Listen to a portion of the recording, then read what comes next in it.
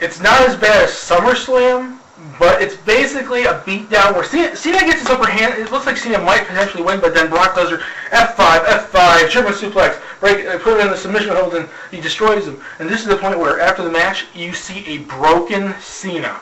We're at the point where he can't continue. He has to be helped out of the ring. He looks broken, like he lost his spirit, like he lost his inspiration, like he can't go on anymore. He lost to Brock Lesnar 3 times, technically 4, and he cannot overcome this guy. He cannot beat this guy. And like you see a broken down Cena, he has to be helped out, and he gets sent off to the sunset. This writes Cena off right now, so he's not part of the story anymore. Here comes the Royal Rumble. You have Dean Ambrose and Seth Rollins start off the match early. Think, Triple H, Rey Mysterio at the 2006 Royal Rumble. You don't have to be 1 and 2, but you could basically be early on, like 3, 4, 5, 6, like early on, and they survive most of the Rumble. Everyone that comes out, basically they're the ones that survive, and they're going at each other, but then they get pulled away by other people. They're going at each other. They're getting pulled away by other people. And then at the end, they're the ones that survive, and number 40 comes out, and Roman Reigns returns from his injury, and you have the 3 members of the Shield as the final members of the Royal Rumble. Now, after this, basically, Roman Reigns does take out Seth Rollins, but then you basically see Triple H coming down, and Stephanie and Kane, and everything, and they're distracted, and basically, or whatever, and they're going to be like, no way, we're going to let you win this match, no way, no way, no way. And maybe Randy Orton comes out, and he, maybe has a chair or something and starts fighting, let them fight, and maybe Roman Reigns is still distracted, like, come on, get in this ring. And then Dean Ambrose takes the opportunity, throws him out of the ring. Dean Ambrose wins the Royal Rumble. Not Seth Rollins, not Roman Reigns, Dean Ambrose. And then, after this point, you basically notice that Triple H is seriously pissed off. Randy Orton turned his back on him. Dean Ambrose won the Royal Rumble. Roman Reigns is back, and is going to be continuing to go after the Authority, and stuff like that. And then here comes the Elimination Chamber. Brock Lesnar comes back. You have you basically set up this match. You basically set up Brock Lesnar's like, Dean Ambrose is gonna be give me a real challenge. Dean Ambrose isn't a challenge. I'm gonna win. I'm gonna be basically winning this Elimination Chamber, and then we go up and have a match that's really nothing at WrestleMania 31. It's gonna look like a joke compared to my match when I beat Undertaker for the streak. So basically, you put in 500 men in this Elimination Chamber. Cena's gone. Basically, Roman Reigns earns his shot to go into the Elimination Chamber. I'm going to win. I'm going to fight Dean Ambrose for taking my spot at the Royal Rumble. Antonio Cesaro, RVD, whatever. Whoever really cares. They're all going to lose anyways. And then you basically say, because Randy Orton screwed him over, Triple H wants revenge against Randy Orton and fights him at the Elimination Chamber, and then basically they try to prevent Dean Ambrose from even making it to WrestleMania so they could throw someone else into the match like Seth Rollins or Triple H himself. Kane's put against Dean Ambrose in a match, like a street fight or something, maybe at the Elimination Chamber. And Kane loses. Dean Ambrose is able to overcome Kane. And then you basically have Triple H and Randy Orton fight. And you could probably give Triple H the victory here. Probably because Seth Rollins screws him over. And Seth Rollins, this pay-per-view is not really all that important for him. You can basically throw him against a random jobber and have him win or whatever. He comes out and he screws over. And, Randy Orton, he's really getting on Randy Orton's nerves. This guy has been the bane of his existence for the last, 5 months. Or 3 months, whatever. He's been getting on his nerves, and he cost Triple H the match. And then here comes the Elimination Chamber. And the final 2 guys in the Elimination Chamber are Roman Reigns and Brock Lesnar. And it's starting to look like maybe Roman Reigns can beat Brock Lesnar, and Roman Reigns will go on to WrestleMania to defend his belt against Dean Ambrose. And here comes Triple H with Stephanie and Kane and Seth Rollins. And no, screw you, Reigns. You're not gonna win this match. You're not gonna beat the Beast. They're trying to distract him. Then out comes this, and it's kind of a build-up for a match that they kind of built up already with a little promo. But here out comes The Rock, and he's basically blocking him off. You're not getting in that ring, Triple H. You're not gonna go beat him. and it doesn't really mention it, but since they're family, him and Roman Reigns, it kind of like he's like, I'm not gonna let you screw this guy's chances over. I'm gonna prevent you from getting in his ring.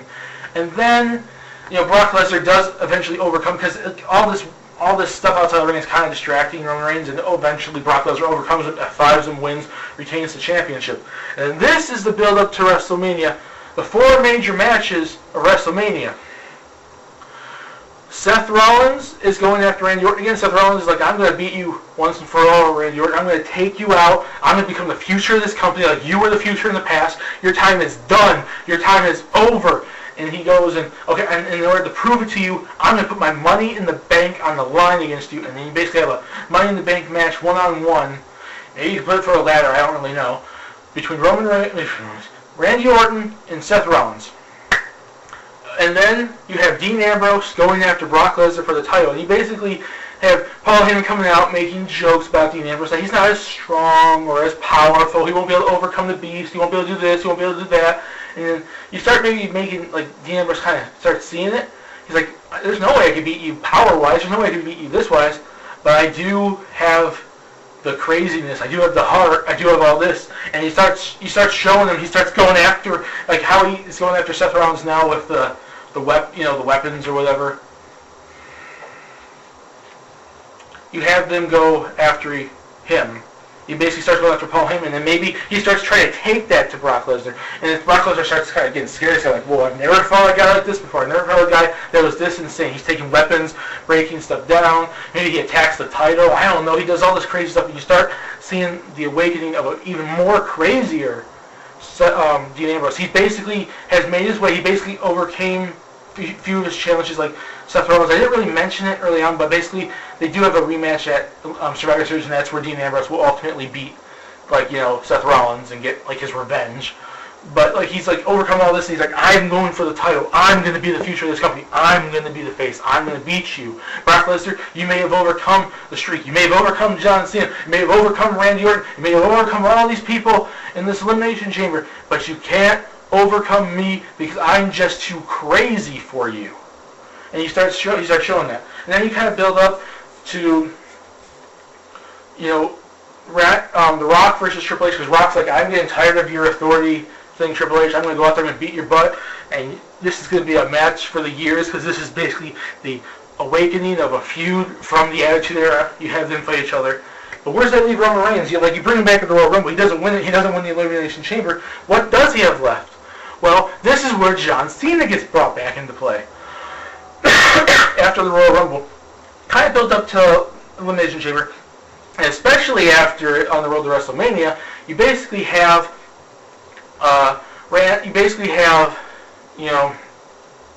Roman Reigns calling out John Cena. He's basically seeing all this stuff, how Cena's broken. He can't really do much. He stays at home. He's watching TV. He doesn't really go out and work out anymore. His spirit is broken. He doesn't have the heart to want to come back to wrestling. He's and basically he keeps seeing Roman Reigns calling Cena out, calling Cena out, calling Cena out. And he basically says, you're the current guy in this company, Cena. You're supposed to be the big guy on the campus. You're supposed to be the top guy, and you're not here. How can you hold that spot if you're not here anymore? Screw your heart and your respect and everything. You are the guy. You need to get back into the game. You need to get your head straightened because you need to come back. And you know what? You need to come back against me at WrestleMania. And Roman Reigns keeps saying, I want to prove to you, Cena. I want to see, are you still the guy or will I be the guy? And you basically have him call out, and then eventually Cena comes out, accepts his challenge, and it's John Cena versus Roman Reigns at WrestleMania for no title, just for the fact that who could potentially continue to be the top guy. Okay, so we have these 4 major matches. All the other stuff doesn't really matter. I'm just basically building up this crap. Okay, so you get Rock versus Triple H, and more than likely The Rock will beat Triple H. Triple H will come out with Stephanie and kind of relive the whole Attitude Era aspect of it when it was the Hunter Hearst Helmsley era. And The Rock is more than likely going to win, or maybe you'll have Triple H cheat to win. I don't really give a crap. But it'll be a good match to see, storyline-wise. Okay, then we have, Randy Orton versus Seth Rollins, Money in the Bank. This match, I think Randy Orton will have more of an even playing field against Seth Rollins. But I think ultimately I would still have Seth Rollins winning. So even though this guy has screwed him over and over and over again. Randy Orton doesn't get any redemption. Randy Orton doesn't get any revenge. He gets beaten. It can be fair or it can be cheating, but I think that will probably be the best bet for it to be. Kind of, because you want to build Seth Rollins up. You don't want to knock him down. It could even be a count out, a DQ or something. It could be something, but Rollins does not lose the briefcase. He just walks out of the match officially beating Randy Orton. Okay, Roman Reigns versus John Cena. I would basically say this is when you have to basically have them fight back and forth, and you kind of make maybe Roman Reigns is like, maybe he can't beat Cena, maybe Cena is too strong for him. But then Roman Reigns is going to spear him, Superman punch him, beat him, and then basically you'll have John Cena like, yay, clap, shake his hand, raise his hand, like kind of a passing of the torch type of thing. Because Roman Reigns, I think, should be a top guy, but he shouldn't be the top guy. That's why I basically, this entire storyline build-up, been building up Seth Rollins, and been building up Dean Ambrose too. All three of them have to be top guys, not just one.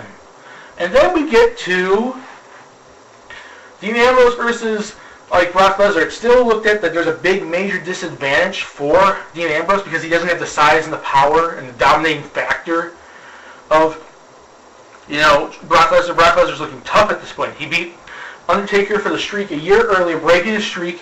He destroyed Cena basically once and pretty much destroyed him twice. And he's basically up until that point survived Survivor Series, won the Royal Rumble, and survived the Elimination Chamber. So he's looking like a dominant factor, but then you basically see that Dean Ambrose has actually overcome a lot of his turmoils that entire time. He beat Seth Rollins. He did all this stuff up until that point. Just wait to see how much time I have here, because I'm totally going to have to make this probably 2 parts now.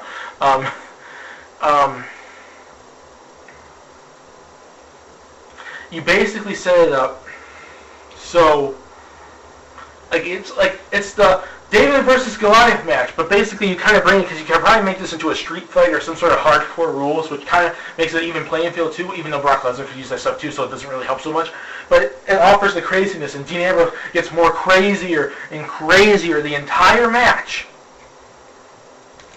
And you basically, out of nowhere, even if it has to be a high-flying spot, maybe breaking a table or something, he beats Brock Lesnar. He's the one that had beat Brock Lesnar. Dean Ambrose. Not Roman Reigns, not John Cena, not Randy Orton. Dean Ambrose.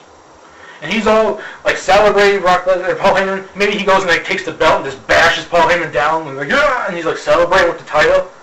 And out comes Seth Rollins, cashing in Money in the Bank at the end of WrestleMania. And you have a weakened Seth Rollins because he had to go against Randy Orton, and you have a weakened Dean Ambrose who had to go against Brock Lesnar, and they go toe to toe to toe to toe. And then maybe you can kind of get, maybe Roman Reigns can come out and get involved or something, and basically like he's watching the match, maybe a guy watching outside the match, and no matter who wins, I don't really care. Maybe Seth Rollins cashes in to lose it to Dean Ambrose, or maybe he cashes in to win. That's more of a two-way split, like I said earlier about the Hell in a Cell thing. And that's how I would book it. And that would build 3 new stars. You build each member of the Shield to be top guys in the company.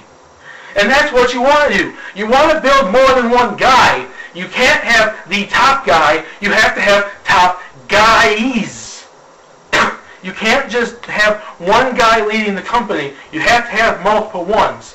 All 3 members of the Shield are now top guys at this point. Seth Rollins probably cashed in, no matter if he won or lose, he had a good 5 months to build him up as a major character. Dean Ambrose won the title from Brock Lesnar, built up, beat Seth Rollins, became a top character. Roman Reigns returned from injury, almost won the Royal Rumble, almost won this thing, and beat John Cena at WrestleMania. He became a top character. You have more than one, and at the same time, well, I'm not just condoning that those 3 should be the top guys. At the same time, you're building up Bray Wyatt, you're building up Seth Rollins, you're building up Kenta, Prince Devitt. Oh God, I shouldn't get like worked up here. You know, all these people, and you're building up to be the next generation of guys where you have more than one. And that's how I would do WrestleMania 31. At least the major matches. No one really cares about all the other stuff. I just basically do the major stuff. My name is Snipe Fun. I hope you guys like this video. Please subscribe if you want to, and have a nice day!